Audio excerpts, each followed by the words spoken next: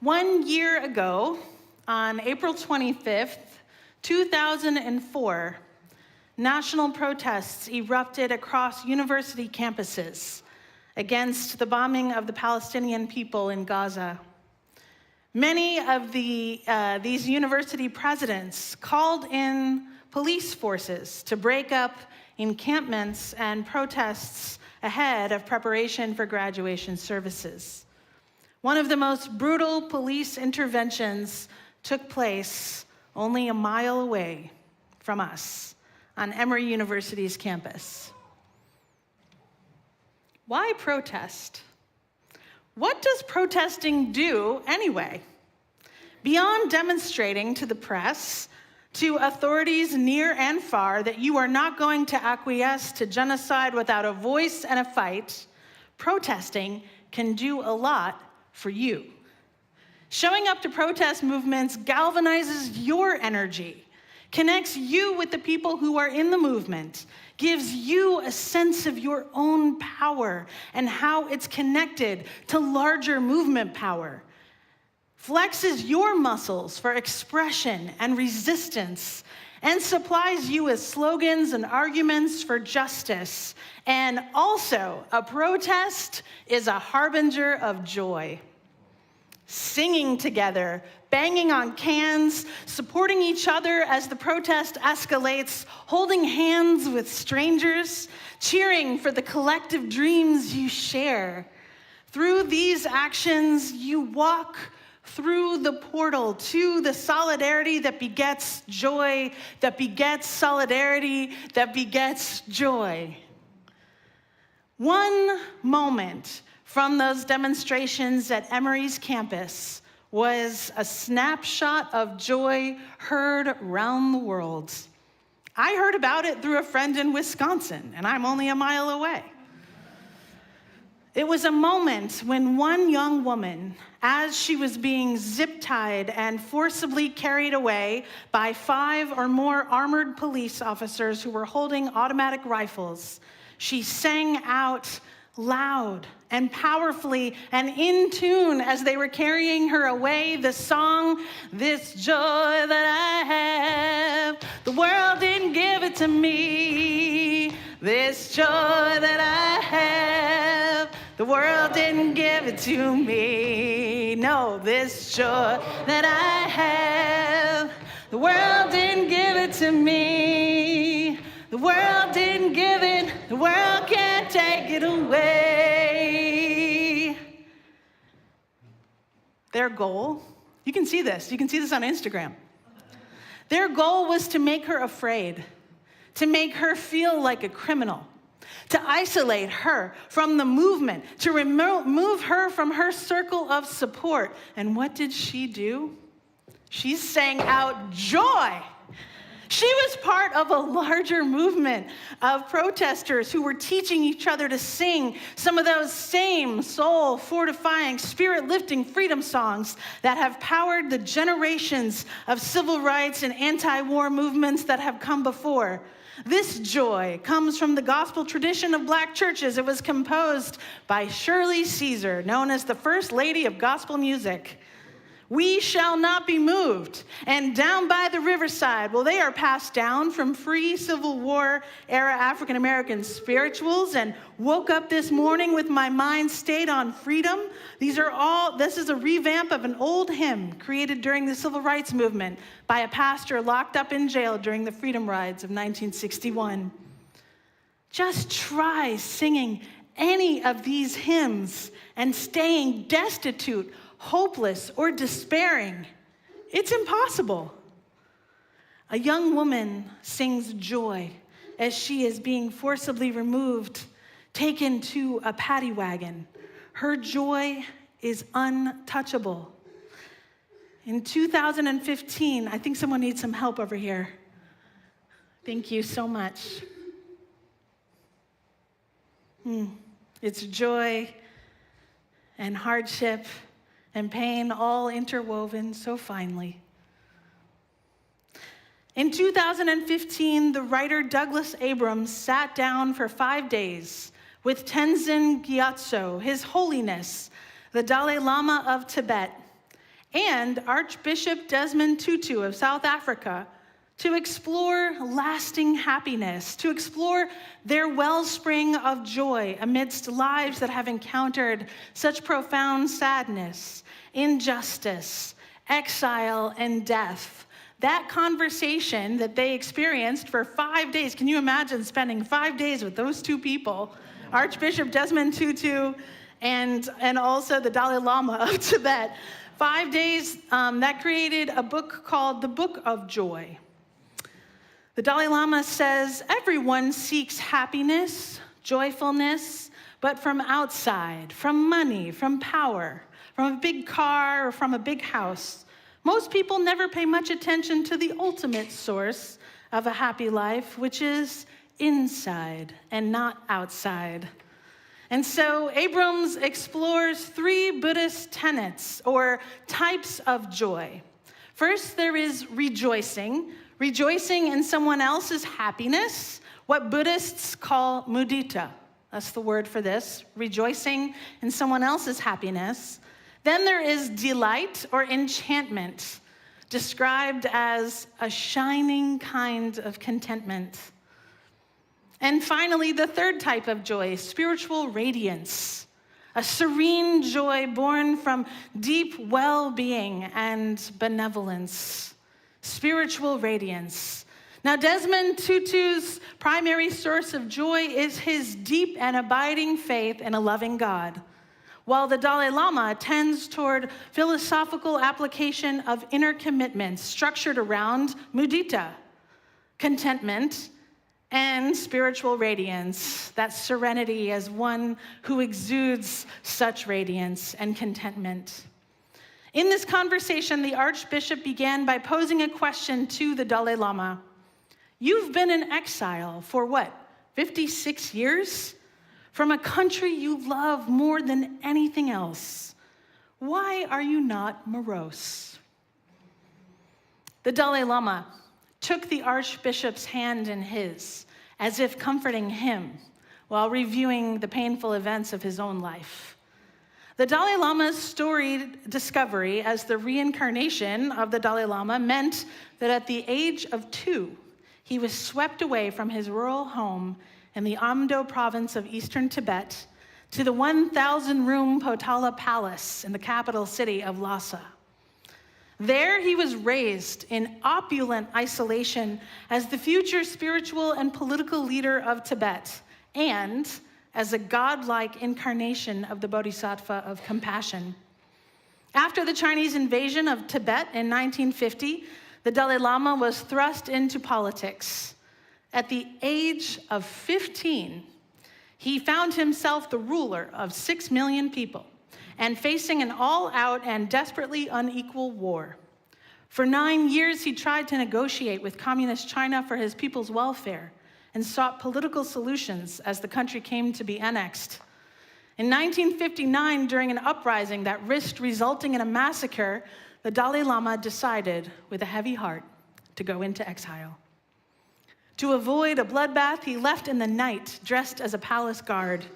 He had to take off his recognizable glasses, and his blurred vision must have heightened his sense of fear and uncertainty as the escape party snuck by garrisons of the People's Liberation Army.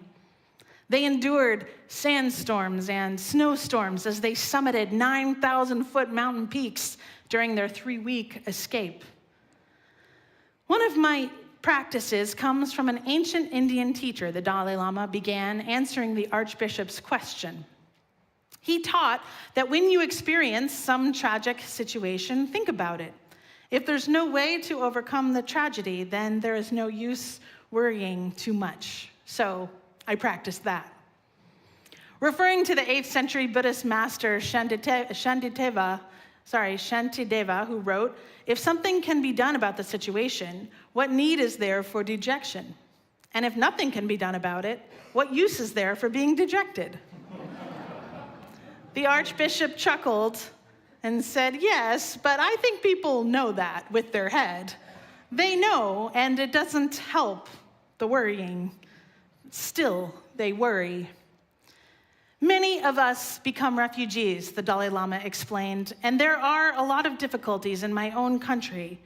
When I only look at that, he said, cupping his hands into a small circle, then I worry. He widened his hands, breaking the circle open. But when I look at the world, there are a lot of problems, even within the People's Republic of China. Then outside of China, there are many more problems and more suffering. And when we see these things, we realize that not only do we suffer, but so do many of our human siblings. So when we look at the same event from a wider perspective, we will reduce the worrying of our own suffering. Well, this is far from Bobby McFerrin's "Don't worry, be happy." This is not a denial of pain and suffering, but a shift in perspective from oneself toward others, from anguish to compassion, seeing how others are suffering as well. When we recognize others' suffering, then we realize we are not alone and our personal pain is lessened. This recognition that we are not alone in our suffering is what connects us. It is the birth of empathy and compassion. Another thing the Dalai Lama continued in their conversation, there are different aspects to any event. For example, we lost our own country and we became refugees. But that same experience gave us new opportunities. For me, I had new opportunities to meet with so many different people, spiritual practitioners and scientists. This new opportunity only arrived because I became a refugee. If I had remained in the Potala Palace in Lhasa, I would have stayed in a golden cage. So I prefer the last 5 decades of refugee life, he said. It's more useful. It's more opportunity to learn, to experience life. Therefore, if you look at it from one angle, you feel how bad, oh, how sad. And if you look at it from another angle at the same exact tragedy, same event, you can see that it gives me new opportunities, and so it is wonderful. There is a Tibetan saying, wherever you have friends, that's your country. And wherever you receive love, that's your home. This profound story of refugees, of connection and joy, of life through solidarity and through the suffering, understanding the suffering of all. It reminds me of a story my dad told me. This is me, Taryn. My dad told me when he was recently in town visiting. Back in 2002, he became the executive director of the National Association of Farm Worker Opportunity Programs. And this allowed him to travel to many different states to connect with the different farm worker programs they were supporting. So he traveled to Texas to visit one of the programs that served migrant farm workers who were harvesting onions in the fields. One of the social workers told him of a conversation he'd had with a farm worker as they were waiting for a meeting to begin. It was early in 2002, and to make small talk, the social worker asked the farm worker how his life had changed since the Twin Towers fell. How has my life changed? The farm worker asked in response. From 9/11, my life has not changed at all. But now you are as scared as I am. Across landscapes of solidarity, one can map the topography of joy. Joy is found in the valleys of shared grief, when folks bring comfort food and often funny and strange memories to the potluck after the memorial service. Joy resides in the authentic familiarity of people who have done the long-haul work together, have suffered some setbacks together. Joy resides in relationships built in justice movements between people with seemingly very different life experiences. Joy resides in sharing snacks, sharing dreams, sharing stories, and sharing a life together in service to justice and human flourishing. I have known the joy of solidarity with people who I never imagined would know me and see me could ever really know me, like across cultures, across the boundaries of different languages, different economic backgrounds. And I want you to know this joy that comes out of solidarity movements because it is irrepressible. It is so much better than the thing we have been programmed to believe will bring us all joy, our purchases. It is so much more powerful and power building than the thing we have been programmed to believe will bring us power, our competitive purchasing power. I want this joy for you and for all of us. I want the crowded table, the communal creative spark of making music, theater, and art together, the popular education center where together we learn and grow in our understanding of intersexual, interconnected issues, and we practice changing our language and changing our minds and our behavior, and we encourage each other's growth, and we struggle together. See, I see us at UUCA as a hub for community where joy happens everywhere. It's planned, it's spontaneous, it's born out of suffering, and it's building belonging. It is joy that will direct our actions and give us our energy. It is joy that will lead us through the darkness, joy that sparks the lanterns we uplift for one another to shine our way through. If we cannot make joy for one another, it's going to be a long 4 years of despair. And we cannot let that happen. It is a good thing we don't have to travel the lonely road of despair under a repressive regime alone. It is a good thing that our tradition of faith and humanity's liberation takes us down another road. Yeah, it's the low road sometimes. Sometimes it's the high road. It's the road of joy, from suffering to joy by way of joy, as Reverend Jake Morrill preached to us a few months ago. It is the joy of knowing that your suffering is not alone, but it is joined. How many of you have been a part? Well, I guess you don't have to raise your hand because our support groups are anonymous, but maybe you've been in a support group connected with UUCA. But it's that laughter that pops up in support groups spontaneously when someone shares something, a pain so recognizable that the loneliness just breaks apart into laughters of shared connection. Oh, you feel that too? You've been through that to me too. And then you realize it's not just yours to hold, but ours to carry. It's the insistence on singing as the cops drag you away, remembering the songs of solidarity that never go quiet and get louder, in fact, when injustice rears its head and strikes. Joy is more nimble than despair, more flexible and bendy, so you can fashion it into great food, into uplifting song, into long hugs, into jumping into pools or creeks in the summertime, into harmonicas on the street corner, that's why I'm usually carrying one, into delighting in each other's presence because it is so damn good to be together. Amen? Amen. Times are getting harder. Not easier, not for most of us. But joy is persistent. It thrives on scrappiness. It thrives on togetherness. It doesn't need the outside forces of our lives to tell it what to do. It already knows.